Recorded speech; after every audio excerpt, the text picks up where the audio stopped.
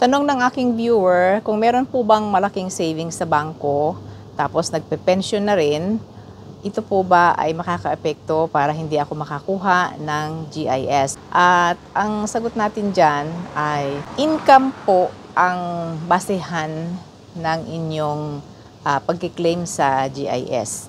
So income, yung savings kung nandyan po at savings na ninyo na matagal na, hindi na po yan income. Only ang interest ng inyong savings. Pero kung ordinary savings lang, maliit naman po ang nagiging income niyan. Hindi makaapekto. However, isa sa maaaring mapasama sa income ay ang withdrawal ng inyong RRSP kung sakali na gagawin ninyo ito. Pero yung tax-free savings, hindi po yan makakaapekto sa inyo. So, ang magiging batayan ng inyong GIS ay ang continuous ninyong kinikita. Halimbawa po yung inyong old age pension or kung meron kayong company pension na maaaring malaki at saka kung you are still working, may sweldo pa kayo at iba pa na mga dumadating, halimbawa ay may business kayo na literal na nakikita po sa inyong income tax.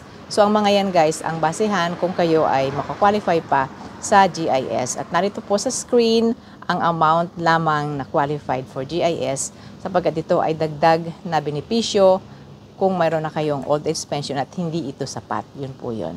So good luck sa inyong lahat. Si Ate Menchie po from Toronto. Thank you for watching. Thank you. Bye.